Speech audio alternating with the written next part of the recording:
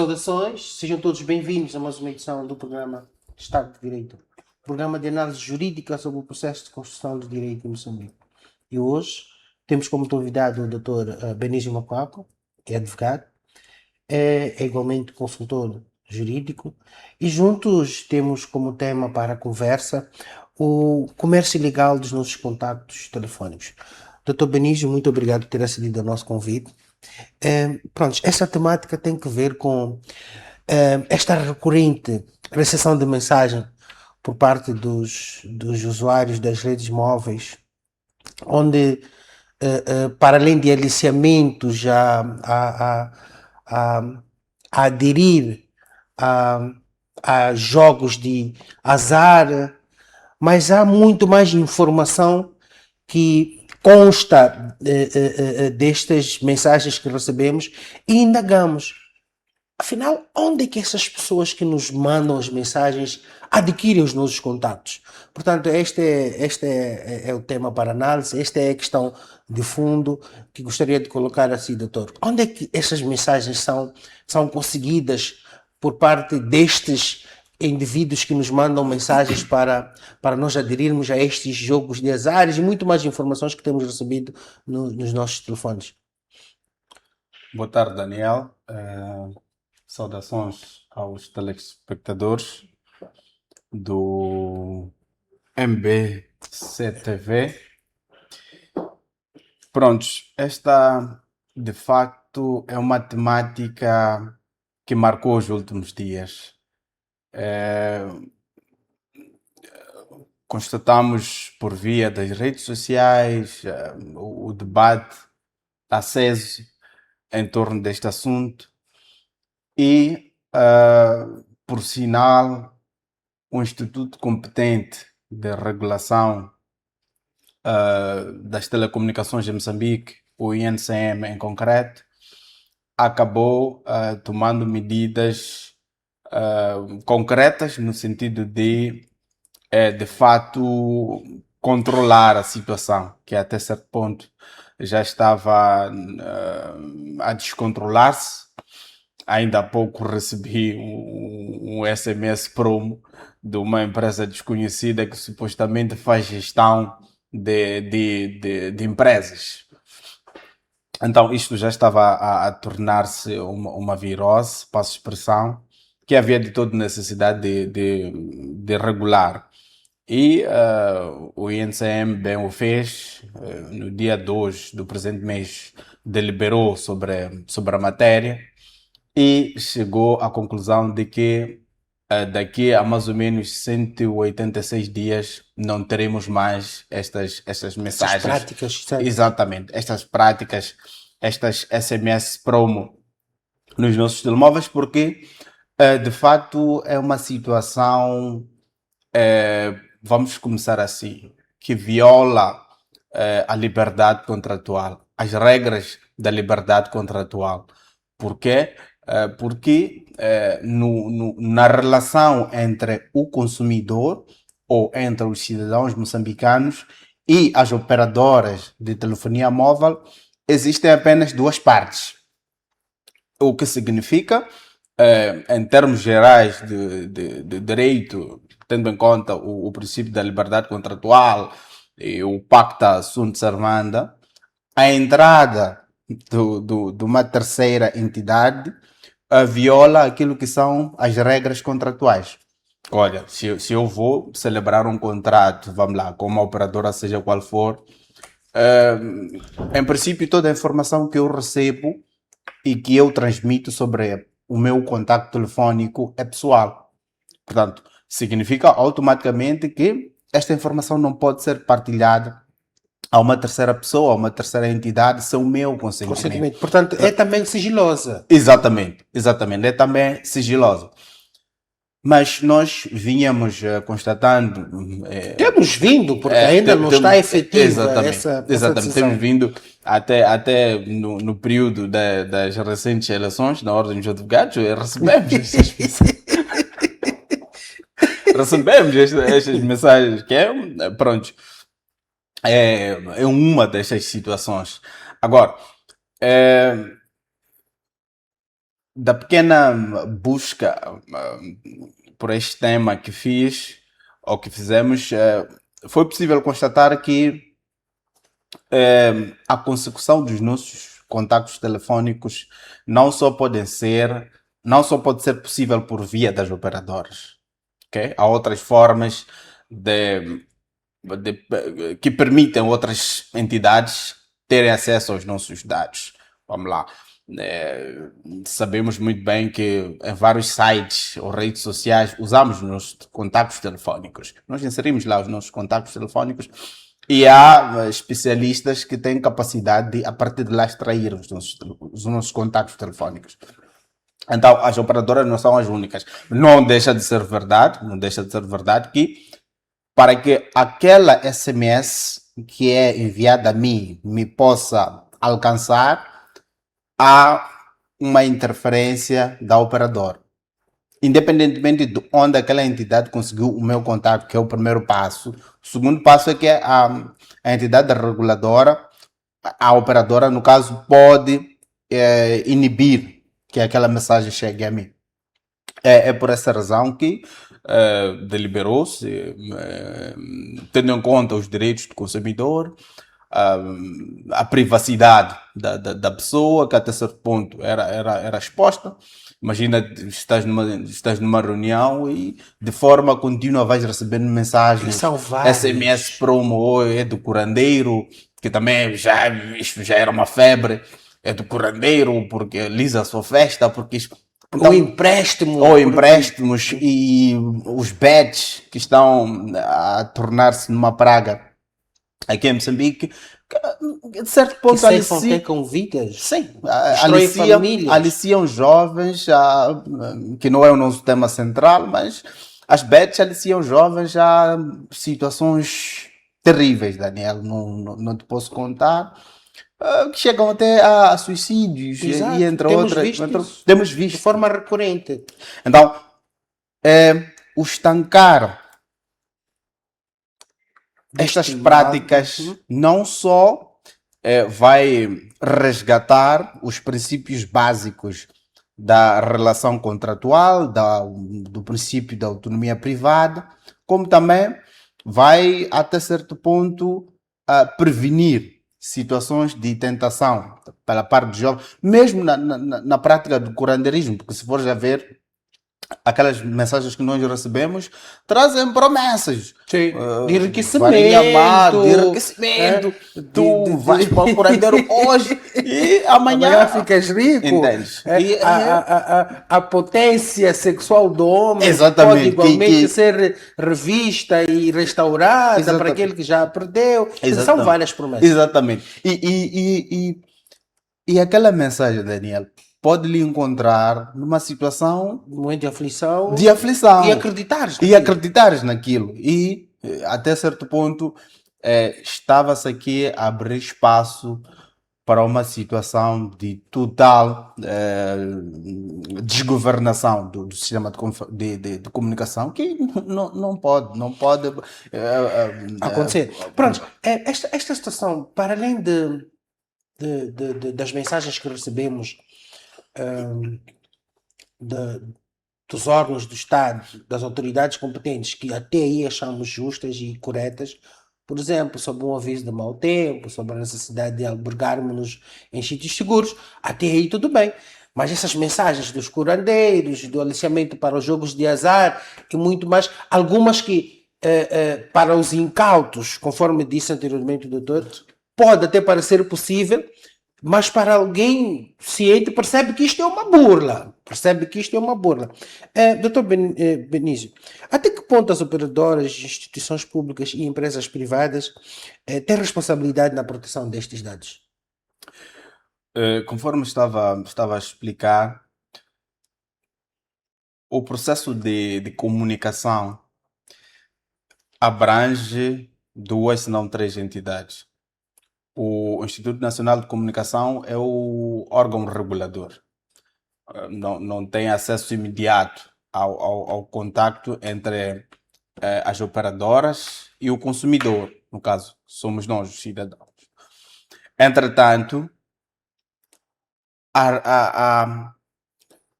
vamos lá, as operadoras de telefonia móvel têm, é por isso que a deliberação do Instituto Nacional de Comunicação vem nesse sentido, que olha, tu tens que fazer gestão, tens que criar um mecanismo de gestão da informação que chega aos consumidores ou aos cidadãos.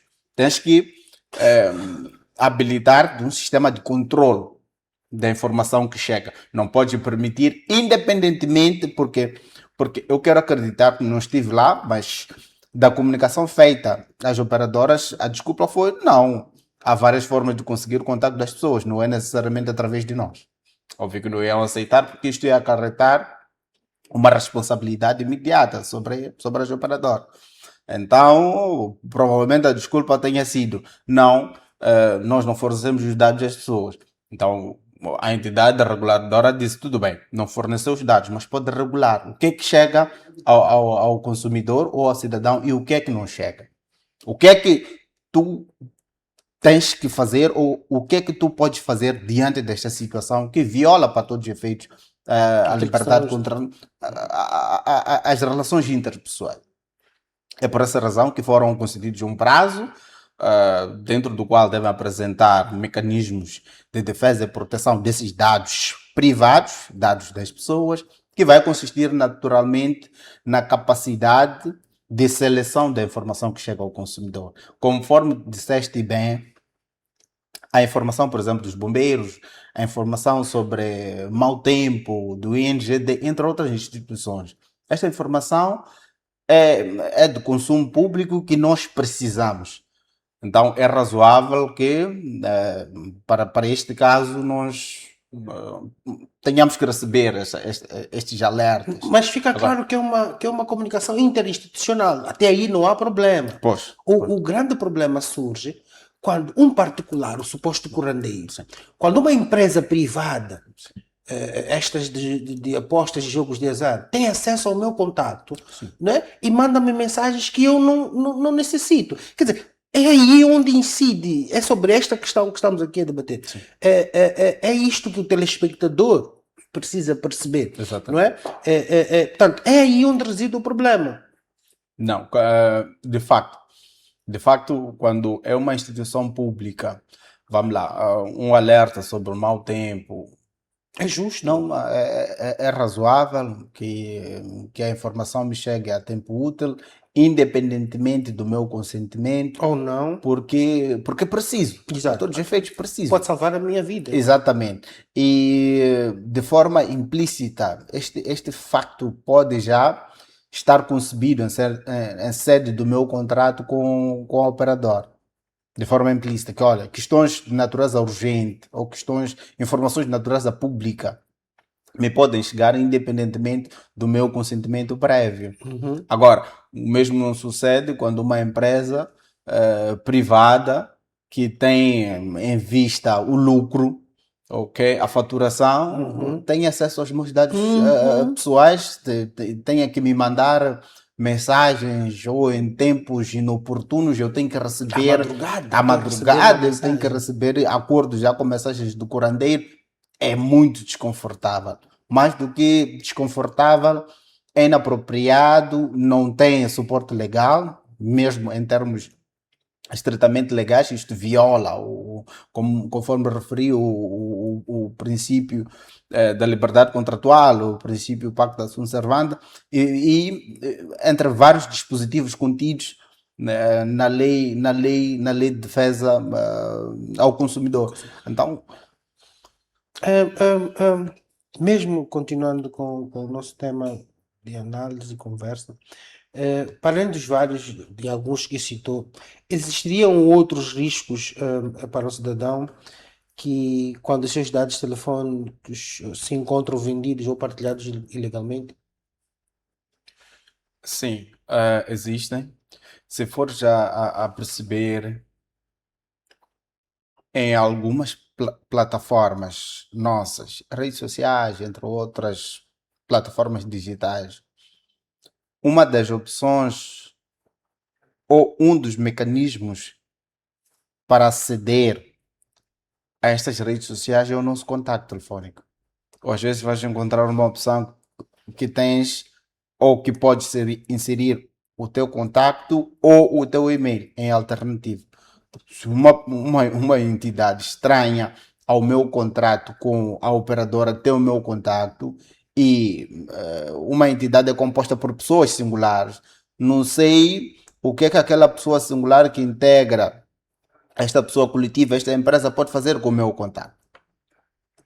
Então, é possível, sim, mais do que simples envio de mensagem, daí o meu número seja instrumentalizado, ou mesmo para burlar pessoas, ou mesmo para, vamos lá, cometimento de crimes por indivíduos que se vão fazer passar por mim, porque se a pessoa tem o meu contato, eu não sei o que é que mais pode fazer com este contato. E temos recebido algumas mensagens, por exemplo, de algumas operadoras a alertarem sobre essa questão, Exatamente. a proibição de empréstimo dos nossos contactos, porque Exatamente. as responsabilidades recairão sobre o proprietário Exatamente. do Exatamente. número. Eu ia mesmo, É um dos riscos. Exatamente. Mesmo nesse sentido, que olha, o indivíduo que tem seu número, digamos, até certo ponto contra a sua vontade, e depois o indivíduo, não, uma entidade, e esta entidade pode te mandar mensagens, não sabemos mais o que é que esta entidade pode fazer. Não sabemos mais se esta entidade pode ou não operacionalizar o meu contacto telefónico. E se isso acontecer, vamos lá, eu uso o meu contacto telefónico há mais de 15 anos, por aí, o mesmo contacto telefónico. É uma construção histórica. Uhum. É uma identidade, já faz parte da identidade do Benício. Então, e este contacto cai nas mãos de alguém assim, de forma. E é utilizado de forma inapropriada. O que é que isto vai significar em termos de construção histórica da minha relação com este contacto telefónico? Então, há necessidade de proteção rigorosa e especial dos nossos dados. Não podem, não devem ser partilhados de forma alguma, a não ser nas circunstâncias em que nós fizemos aqui menção, né, para a divulgação de informação de natureza pública, urgente, pode sim nos ser prestada essa informação, porque dela precisamos. Agora, para efeitos meramente publicitários e até certo ponto de aliciar jovens ou para aderirem ao curandeirismo, não É caricato. não é caricato e não tem base de ser. Muitas pessoas recebem essas chamadas, mensagens de desconhecidos com informações por vezes até específicas sobre si. Isso pode entender-se como um sinal de fuga de dados? Bom, essa seria uma justificativa se eu estivesse do outro lado. Olha, pronto, eu acho que é fuga de dados, mas é que é estranha a fuga de dados recorrente. Lisa só festas, teve fuga de dados, teve meus dados para me mandar mensagem. O curandeiro de Tete ocorreu fuga de dados, teve meus dados para me mandar mensagem. Não sei, esta empresa que me apareceu há pouco tempo quando eu vim à televisão. Então Nós estaríamos não a temos dizer. nenhuma segurança. Exatamente, estaríamos a dizer em outras palavras que nós estamos vulneráveis. Exato. Aderir a estas operadoras de telefonia móvel, estamos A entregar-nos a nos expor a até certo expor-nos, ponto. exato. Então, Não temos nenhuma garantia. não quero de nenhuma forma ir por aí. Não posso de forma direta afirmar que trata-se de venda ou não, porque teria que ter acesso ao contrato, mas também não vai me dar uma informação alheia de forma gratuita. O que é que eu ganho com isso? Então, nos sujeita à vulnerabilidade. Aqui a fuga também, não.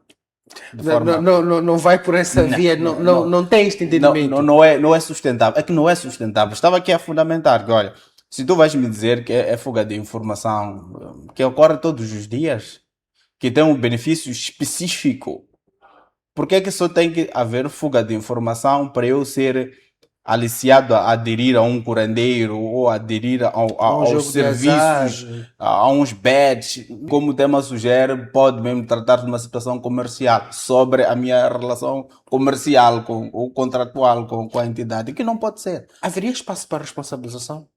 Haveria, como é óbvio. E quem, no caso, seria A responsável? operador. As operadoras seriam responsabilizadas por violar um contrato entre a operadora e o consumidor. Há normas específicas que defendem o consumidor. E em termos gerais do direito civil, a violação de um contrato dá lugar à responsabilização, à responsabilidade civil. Então, como é óbvio, quando a operadora não cumpre com o seu dever de manter em sigilo os meus dados pessoais, a não ser em casos que eu permita que a divulgação seja feita ou através de uma ordem judicial ou administrativa, está a violar, obviamente, o princípio do Pacto da Sunt Servanda, na medida em que devia se portar dentro do nosso contrato. E não o fez. Não o fazendo, eu tenho que me ver na situação de sofrer distúrbios, tenho que receber mensagens em momentos inoportunos. A minha esposa tem que ficar em alerta porque 4 horas entrou uma mensagem e cai a mensagem do curandeiro. É desconfortável. Então, e esse desconforto, obviamente, pode ser responsável. obviamente. E vai mais longe este assunto das mensagens. Já ouvimos, tivemos vários casos de. O doutor fez igualmente menção, agora no início do programa, Sim. sobre suicídios, pessoas que perderam vida por aderir a estas mensagens aliciantes que recebem, não é?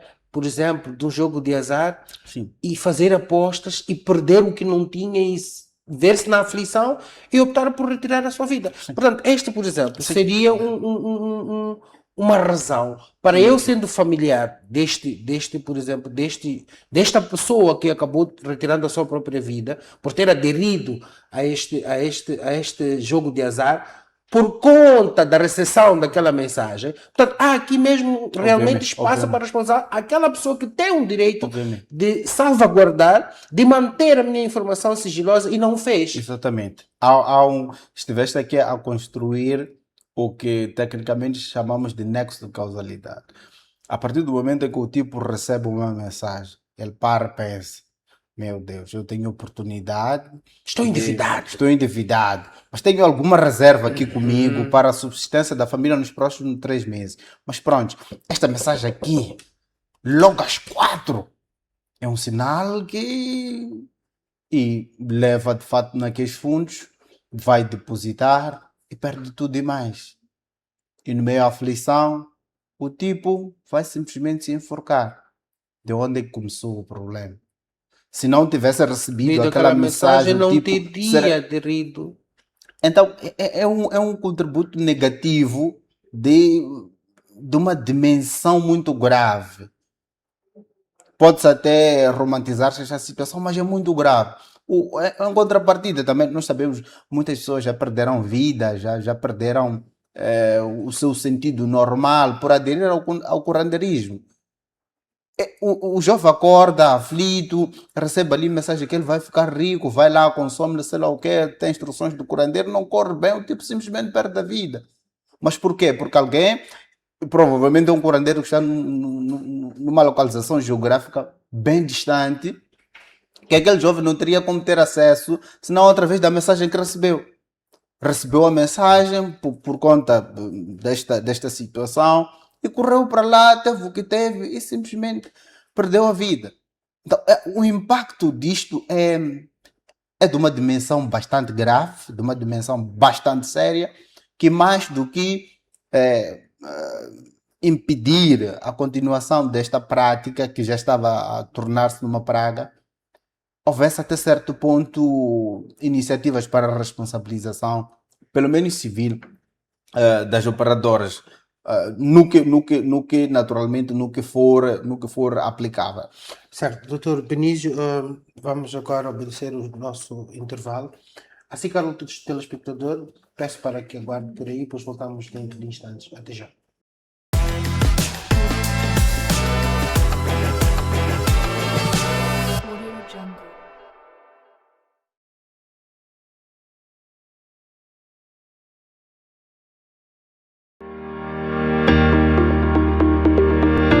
Moçambique será palco de um dos maiores encontros internacionais dedicados ao setor da saúde. A Mozambique Medical Expo 2026, segunda edição. Um evento que vai reunir instituições governamentais, hospitais, clínicas privadas, distribuidores de equipamentos médicos, especialistas e investidores nacionais e internacionais. Uma verdadeira plataforma de exposição, debate, inovação, investimento e networking, promovendo novas oportunidades e parcerias para o desenvolvimento do setor da saúde em Moçambique. Nos dias 28 e 29 de outubro de 2026, no Hotel Glória. Uma parceria Saluten e Grupo MBC, parceiros de mídia, MBC TV e Banca e Seguros, parceiro institucional, Governo de Moçambique. Parceiros.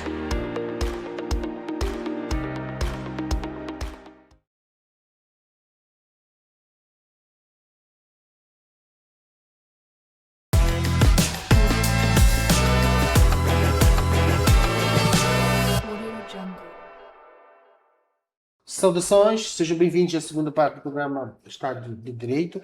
Temos como convidado o Dr. Benício Mopaco, ele que é advogado, e juntos estamos aqui a ter uma conversa sobre o comércio ilegal dos nossos dados telefónicos.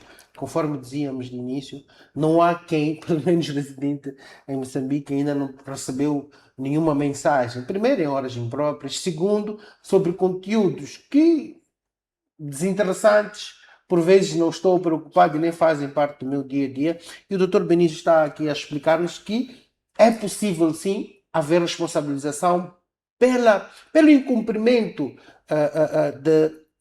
da salvaguarda dos nossos dados. Porque nós quando aderimos a uma operadora de telefonia móvel, temos em mente que estamos a receber aquele contacto, mas este contacto ninguém pode ter acesso a ele sem a minha permissão. Contudo, não é o que ocorre.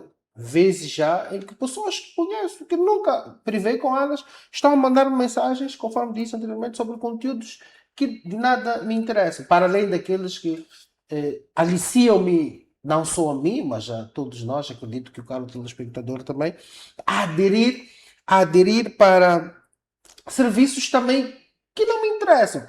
E o Dr. Benício Mopaco está aqui a explicar sobre como isto funciona, o que a entidade reguladora pode e deve fazer por forma a estancar. Aliás, te trouxe um dado que já houve uma norma que foi criada exatamente para parar com estas práticas nocivas e inapropriadas. Dr. Benício, conforme dizíamos e continuamos na nossa conversa, a legislação moçambicana protege adequadamente os cidadãos contra a recolha e comercialização ilegal de dados pessoais? Sim, já protegia. É por isso que nós, vamos lá, a partir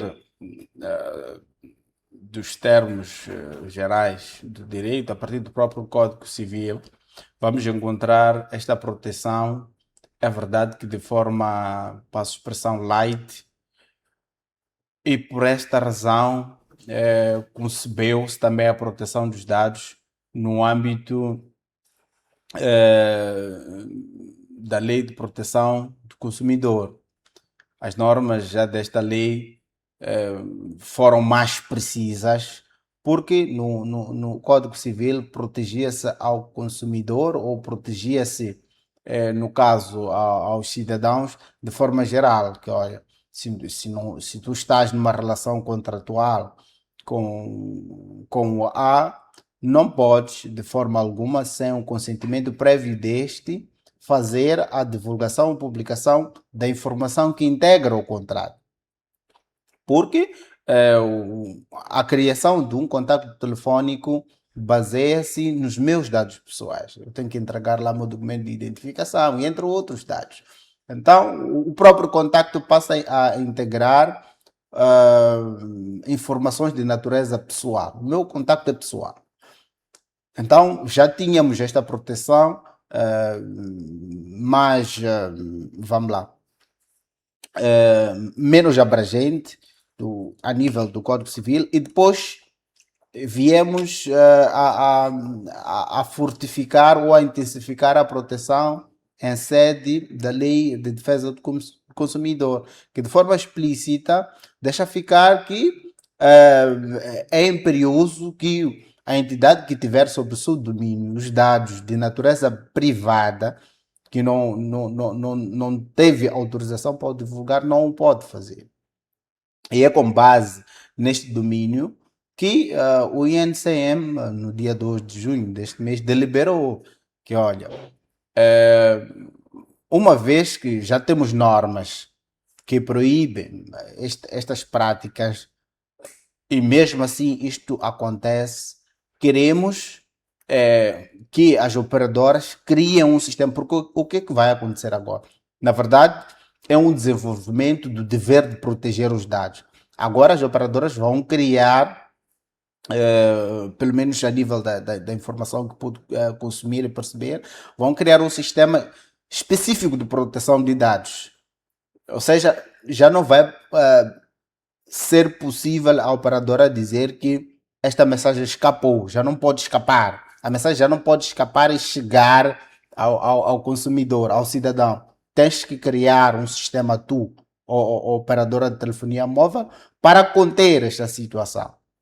Conseguiram, ainda que tenham conseguido o contato do Dr. Daniel numa rede social ou num outro sítio, se a mensagem for indevida, se a mensagem for de teor comercial que ele não consentiu previamente, a operadora, através do sistema que deve criar, vai poder controlar esta mensagem e não chegar ao consumidor. Então, o que houve com esta deliberação foi a intensificação dos meios de controle dos dados particulares, ou dos dados pessoais. Que dificuldades existem na identificação e responsabilização dos autores deste tipo de prática? Existem dificuldades que de forma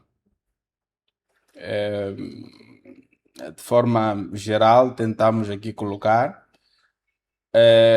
porque, ou na medida em que, como disse, os nossos dados ou os nossos contactos telefónicos não estão apenas sob domínio das operadoras. Há outros sítios que nós vamos deixando os nossos contactos. Em redes sociais, vamos inserindo em sites, websites, vamos inserindo lá os nossos contactos telefónicos. E é possível, através do conhecimento informático mais apurado, fazer essa extração daqueles contactos. E para o uso, provavelmente, indevido. Agora, quando isto sucede, a vítima tem um desafio.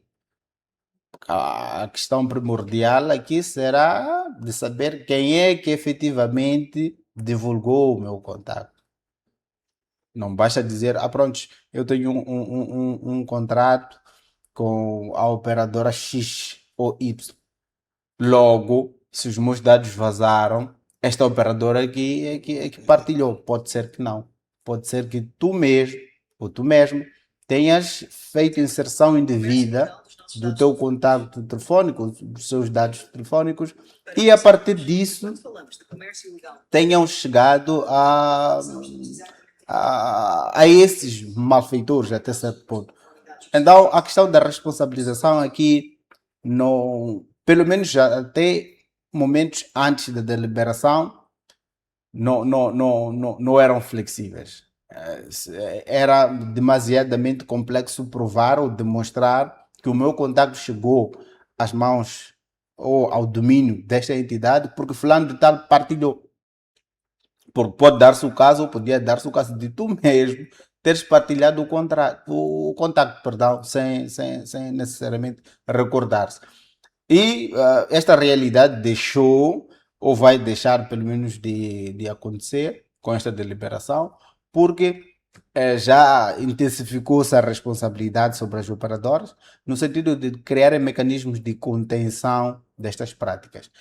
Ou seja, a partir de hoje, ou a partir daquela deliberação, Não interessa discutir quem é que vazou o meu contato, os meus dados telefónicos, bem dizendo. Interessa porque é que esta mensagem, esta SMS promo chegou ao consumidor. Esta vai ser a questão de discussão daqui para frente, não mais de onde vem, quem é que terá partilhado o meu contato. Então, a coisa mudou de figura, passo expressão. Agora já teremos um sistema de controle mais claro, mais direto. Se o contacto vazou, ou pelo menos se os consumidores continuam a receber as SMS, então logo alguém não está a fazer o seu trabalho. Então a questão da responsabilização vai ser mais flexível e direta.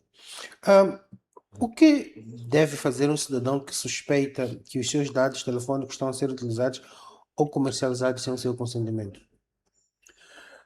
Bom, o poder investigativo não cabe aos cidadãos singularmente. Temos órgãos de tutela. Então, a partir do momento em que o cidadão constatar que o seu contacto está sendo utilizado indevidamente, os seus dados telefónicos estão sendo explorados indevidamente, deve comunicar tal situação ao Ministério Público.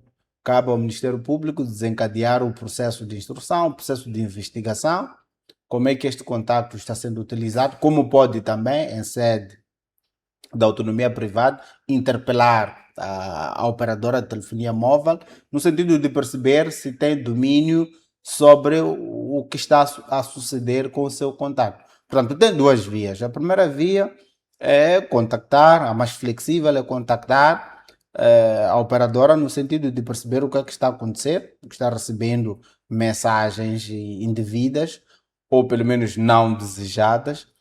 E na situação mais grave, contactar ou participar tal situação ao Ministério Público e, com base nisso, far-se-á um processo de investigação, que vai culminar naturalmente com o despacho.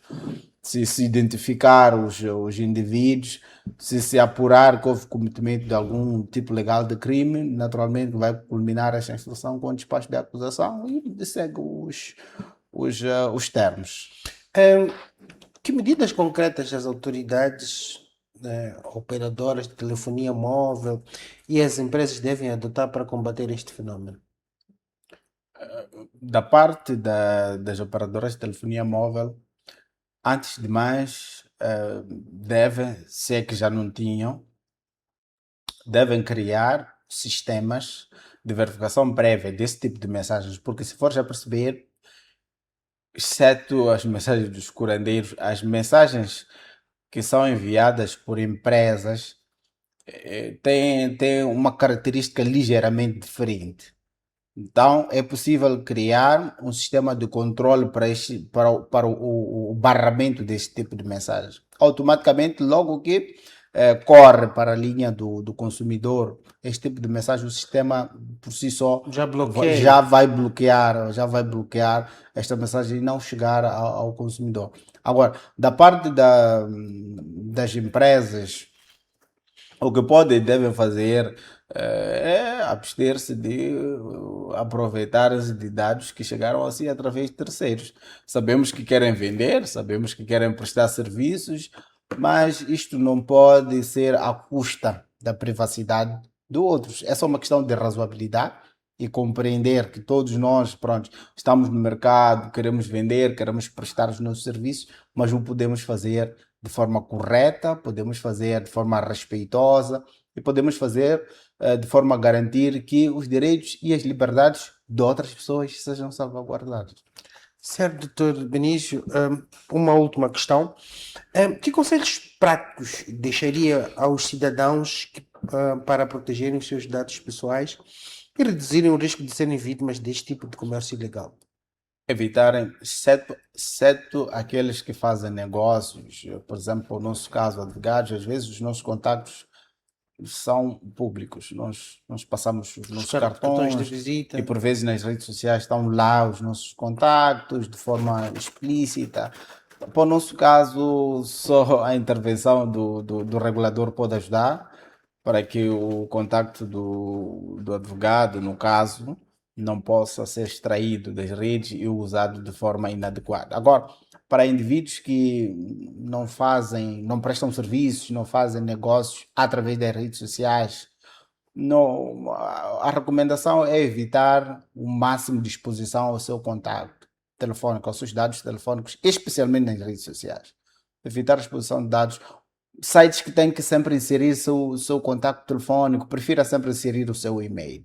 Vai ter outro assunto no e-mail, mas que não seja o É contato menos telefônico. invasivo. Exatamente, é menos invasivo. Então, a recomendação base é evitar a exposição dos contactos telefônicos quando não se mostrar necessário. Exato.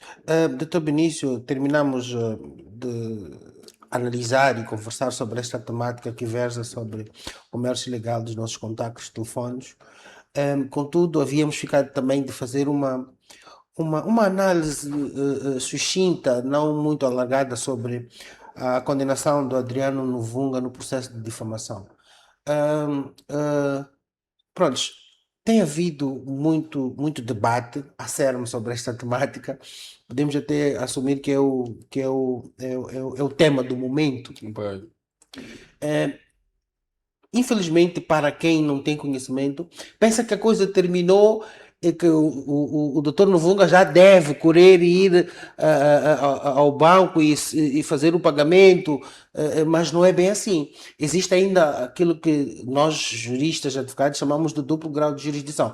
Pode explicar de forma rápida como é que isto funciona? Pois, de facto, este é um assunto aceso, um assunto polêmico e há quem entende que tem dois gumes, um lado é um assunto político, no outro lado é um assunto jurídico, ou que está tudo junto. Mas pronto, não tomamos partido sobre a opinião de outras pessoas. Nós podemos fazer uma mera apreciação no contexto jurídico. A verdade é que trata-se de um processo em aberto, que não deve ser, pelo menos pela parte de nós advogados, explorado. Mas isto esta norma ética e deontológica não impede que os advogados possam esclarecer sobre os contornos processuais. Proíbe-se falar do assunto no concreto. Agora, os contornos processuais é processo. Pode ser essa sequência de atos, assim como não. Então, penso que a sua questão está dentro desta minha colocação, deste meu entendimento, e de fato não terminou usando este termo mais vulgar. O processo não terminou, como disse, ainda estava em aberto, o que significa que o professor Novunga pode recorrer, e ele disse em público que iria recorrer, e mais do que não dever pagar ou canalizar a indemnização ao senhor Forquilha, este processo ainda pode mudar de contorno, ok? Com algumas exceções, a interposição de recurso vai parar este dever, vai suspender, aliás, este dever de pagamento. É verdade que até certo ponto pode ser que o juiz entenda que tem que pagar caução, ok? Para permitir o efeito suspensivo do recurso. Ainda assim, o valor vai ficar na conta do tribunal, não vai para a conta do senhor Forquilha. Enquanto o processo for objeto de recurso, que pelo que tudo indica, ele está disposto a esgotar As várias fases a esgotar que a todas lei as lhe fases. permite. Exatamente. Então, o valor não vai chegar agora a ele, ao seu Forquilha, porque há esta pretensão, ou já existe um recurso, isto vai subindo de grau a grau até que seja esgotado esse privilégio que o condenado tem, o professor Novunga tem, de reagir a esta decisão. E mais do que suspender o pagamento, como dizia no início, a decisão pode mudar. Pode ser que o tribunal relativamente superior entenda de forma diferente, ou que a moldura o que não pode fazer é agravar, não é? Agravar a decisão já não pode, mas pode sim reduzir, se não eximi-lo de qualquer responsabilidade. Então é um assunto que ainda está em mesa, é um processo ainda em curso. Nelson Forquilha deve gritar vitória, não pelo menos no sentido material, porque não vai ter esse dinheiro agora, não existe nenhuma condenação à pena privativa de liberdade, portanto, praticamente não vai acontecer nada do concreto. É um processo que ainda está em aberto e que novidades podem vir. Afinal de contas, cada juiz, cada grupo de juízes tem o seu entendimento e o assunto que ainda vai. Certo, doutor Benício, oxalá que nessa altura, quando tivermos a decisão final, possamos uma vez mais vir aqui e ter esta conversa sobre a suposta, sobre a decisão que tiver havido nesse Com momento. certeza. Temos aqui que agradecer uma vez mais, doutor Benício Macuaco, por ter aceito o nosso convite e vir à nossa televisão e ter esta conversa sobre esta temática bastante relevante e atual, Pois. não é? Assim, caro telespectador, igualmente agradecemos por nos ter acompanhado durante este tempo. Prometemos voltar a próxima semana, à mesma hora. Até já.